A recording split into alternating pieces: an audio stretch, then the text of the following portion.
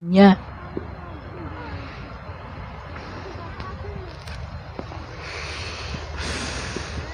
Jadi untuk menuju pintu taubat ini butuh waktu yang sangat lama. Butuh waktu puluhan tahun untuk mengaplikasikan, mengheningkan cipta-cipta manusianya di hati kita. Jadi untuk mengheningkan cipta-cipta diri manusia kita di hati kita, untuk menghidupkan hidup manusia kita di hati kita, untuk mengheningkan badan-badan kita di hati kita, untuk mengheningkan amal-amal kita di hati kita, untuk mengheningkan ilmu-ilmu kita di hati kita, untuk mengheningkan solat-solat kita di hati kita, untuk mengheningkan seluruh aktivitas kita di hati kita, memang butuh waktu yang sangat lama.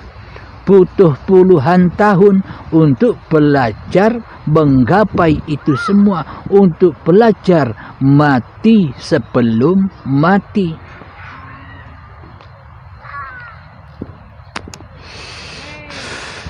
Terkadang hingga sakaratul maut menjemput pun terkadang banyak manusia yang belum faham. Fahamnya hanya sebatas teori saja. Untuk prakteknya, untuk aplikasinya masih kosong. Karena selama ini manusia merasa diri manusianya yang faham atas ilmu-ilmunya Allah. Merasa masih faham manusianya atas ilmu hakikat dan makrifat, masih kemanusiaannya yang merasa faham. Itu tandanya manusianya belum mati. Bila manusianya belum mati, maka seluruhnya di dalam bahaya, seluruhnya di dalam kerugian. Apapun yang kita lakukan, seluruhnya di dalam bahaya, di dalam kerugian, dan di dalam anar. Karena yang mengendalikan kita selama ini, karena yang mentuhani kita selama ini adalah setan yang terkutuk.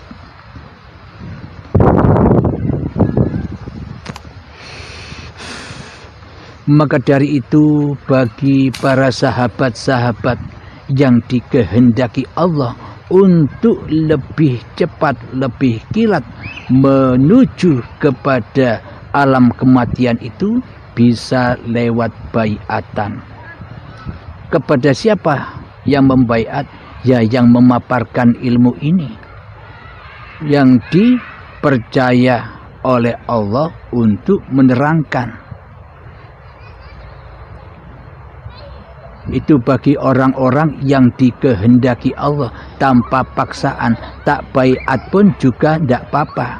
Silakan cari sendiri, silahkan pahami sendiri. Yang terpenting ilmu-ilmu Allah sudah dipaparkan secara gratis.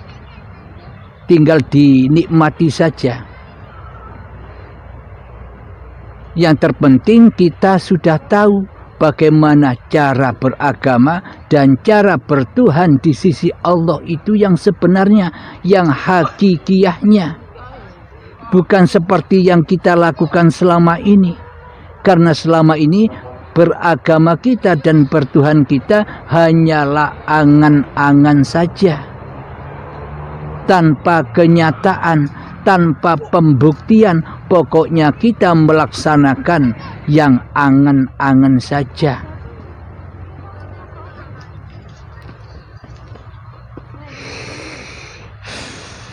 Alhamdulillahirabbil alamin. Kira-kira apakah kita tidak sadar? Apa kita memang harus ingin terus begini? Amal-amal kita dihancurkan oleh hawa nafsu kita sendiri selama ini. Apakah kita tidak ingin berbenah? Apakah kita tidak ingin hijrah di bulan hijriah ini, di tahun baru ini? Berhijrahlah, ubahlah cara pandang beragama dan berketuhanan di hati kita. ubahlah dengan momen di bulan Hijriah ini. Jadi kita bisa menandai, oh aku terlahir kembali sebagai bayi saat bulan Hijriah, tahun baru Hijriah.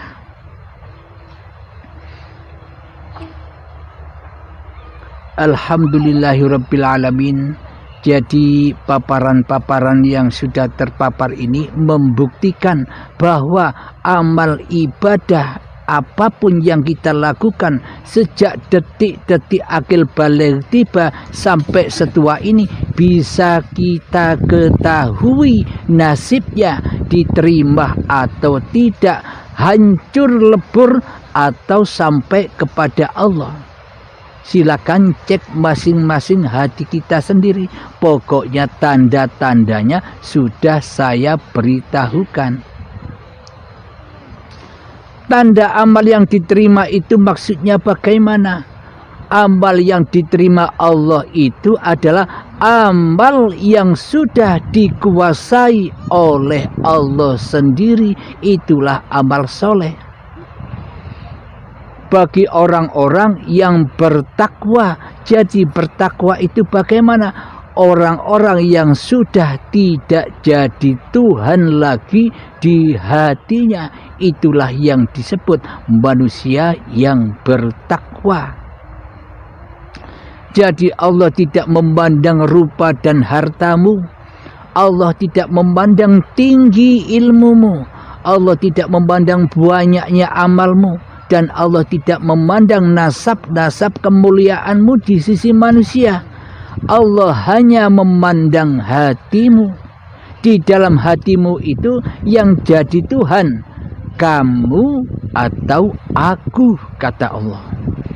Bila yang jadi Tuhan di dalam hati kita masih hawa nafsu kita sendiri, karena kita tidak mengenal sejatinya Allah, maka semua amal ibadah itu kembali pulang rojiun kepada yang fana, kepada yang hancur, karena yang disembah yang fana. Akan tetapi bila hati kita mulai saat ini merubah nasib diri kita, karena kata Allah, hanya manusianya lah yang bisa merubah nasibnya. Maknanya siapa yang bisa merubah? Kalau manusia tidak hidup, apakah manusia bisa merubah nasibnya? Itu babakan yang agak dalam. Jadi pada intinya rubahlah nasib kita. Rubahlah dari alam kegelapan, dari alam kebutaan menuju alam yang terang benderang, menuju alam basirah. Yakni kemanapun arah kau tatap, kemanapun wajahmu kau hadapkan, disitulah wajahullah. Itulah tanda orang-orang yang beriman. Itulah tanda orang-orang yang sudah Islam, yang sudah selamat hatinya di sisi Allah. Jadi bagi mereka lah orang-orang yang mendapatkan pahala di sisi Allah. Karena apa? Karena mereka, karena manusianya sudah kembali ke rahmatullah dengan rela dan ridho hatinya. Sudah tidak jadi Tuhan lagi. Bagaimana cara mudahnya? Ya lewat baiatan. Akan mudah menuju ke sana. Karena memang sudah diamanahi untuk itu. Bagi Anda yang masih mempertahankan keegoan hawa nafsu Anda, bagi Anda yang masih merasa faham tentang ilmu ketuhanan, ya silakan cari sendiri, ya silakan belajar sendiri. Yang terpenting ilmu dan tatanannya sudah dihidangkan dengan gratis di channel atau di Uripe Allah channel. Jadi memang jika bukan kehendak Allah, maka tak akan bisa manusia mendapatkan hidayah Allah. Jika bukan kehendak Allah, maka tak akan mendapatkan syafaat dari Allah. Jadi memang semua di dalam kendali kehendaknya Allah sendiri, bukan kehendak manusianya.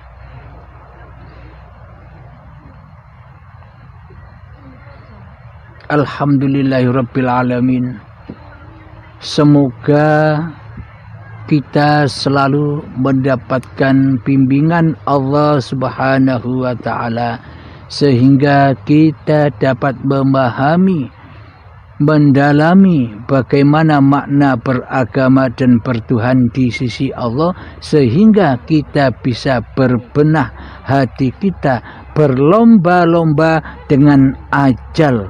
Bagaimana sekiranya kita sudah taubat, kita sudah beriman kepada Allah sebelum ajal menjemput, sebelum kedahuluan baiatan paksa, yakni di syakaratul maut, baiatan paksa dan siksa dengan azab yang pedih.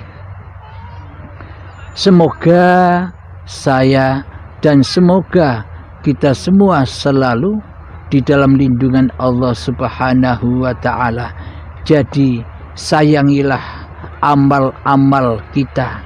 Jadi perbaruilah amal-amal kita. Yang lalu-lalu biarlah berlalu, karena yang lalu-lalu memang sudah zong, sudah tidak ada, sudah tidak berlaku, karena sudah dimakan, dinikmati oleh hawa nafsu kita sendiri.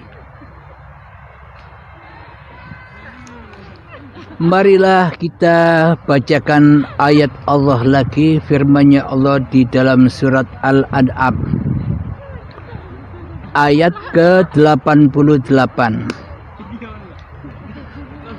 Bismillahirrahmanirrahim.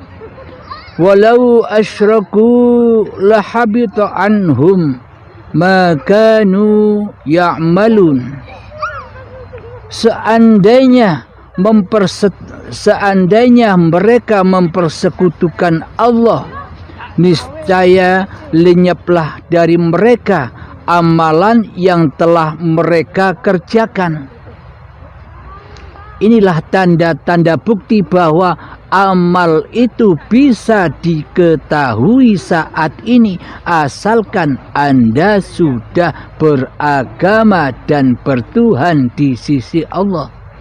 Jika belum beragama dan bertuhan di sisi Allah, bagaimana mungkin Anda tahu? Karena selama ini yang jadi Tuhan adalah diri Anda sendiri di hatinya. Memang setiap diri manusia pernah mengalami kematian. Jadi kematian di sisi Allah itu bukan matinya badannya, akan tetapi kematian di sisi Allah adalah kematian jiwa, hati yang keras melebihi kerasnya batu.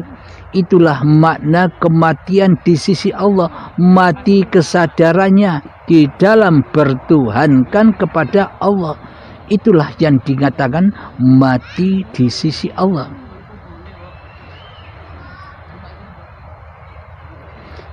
Ayatnya kullu nafsin dha'iqatul maut.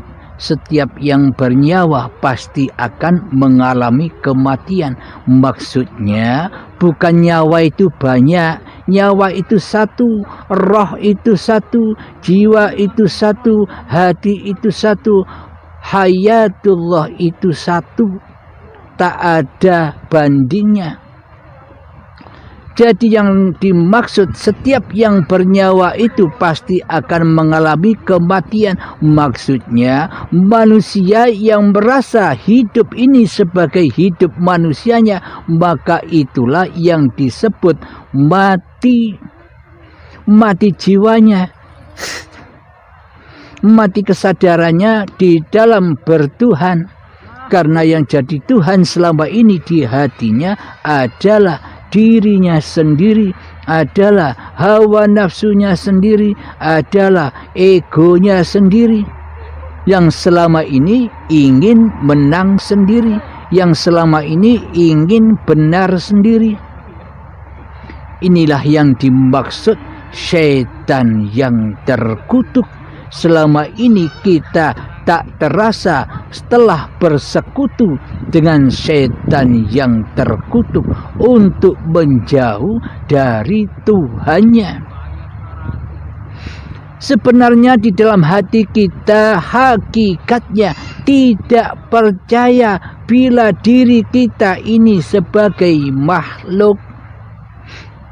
Hanya dusta saja manusia bicara bahwa dirinya adalah makhluk. Itu semua dusta. Bila kita ini menganggap diri manusia kita ini adalah makhluk, tentu apa bedanya dengan gunung, dengan hayawan, dengan tumbuhan, dengan batu, dengan minuman ini yang tidak dapat bergerak tanpa digerakkan oleh hidup.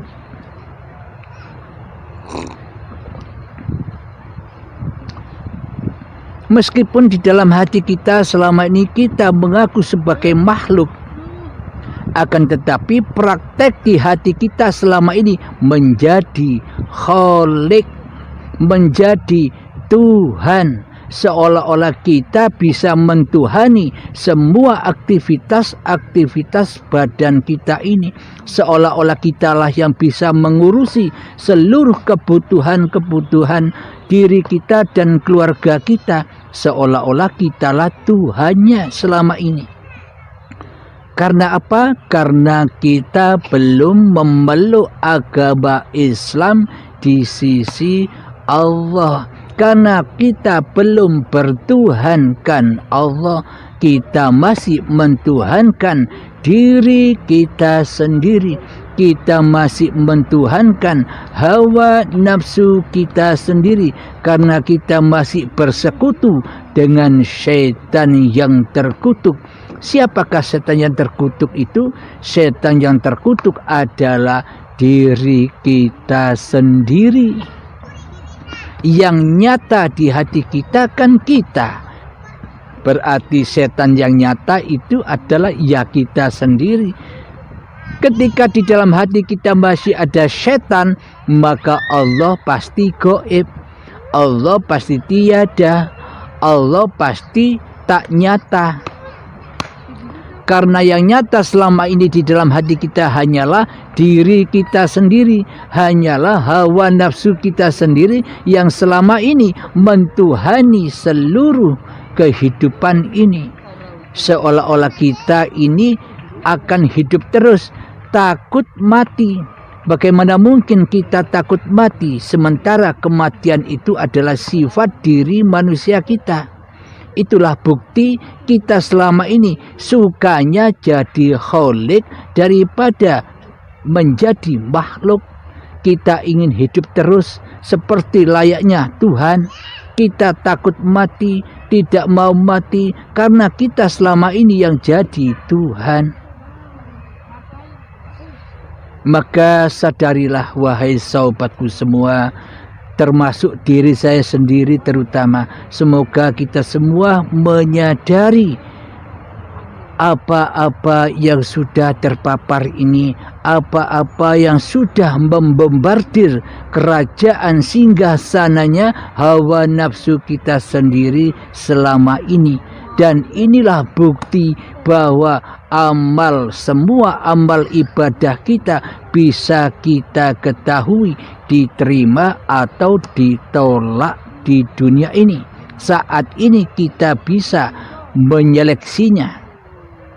Ketika kita sudah tahu bahwa sesungguhnya amal-amal yang sudah kita kerjakan selama ini ternyata zong, apakah kita mau berbuat apa? Tetap di dalam keadaan yang gelap gulita atau kita hijrah kepada alam yang terang benderang, yakni jalan fisabilillah, taubat dari menjadi Tuhan, kembali rojiun ke dalam rahmatullah.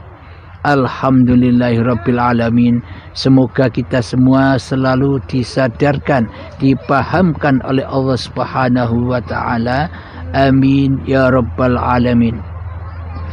Bismillahirrahmanirrahim. Alhamdulillahirabbil alamin. Allahumma shalli ala sayyidina Muhammad wa ala ali sayyidina Muhammad. Rabbana atina fid dunya hasanah wa fil akhirati hasanah wa qina adzabannar. Rabbana atina fid dunya hasanah wa fil akhirati hasanah wa qina adzabannar. Rabbana atina fid dunya hasanah wa fil akhirati hasanah wa qina adzabannar. Wa sallallahu ala sayyidina Muhammad wa ala alihi wa sahbihi wa sallam walhamdulillahi rabbil alamin. Al-Fatihah.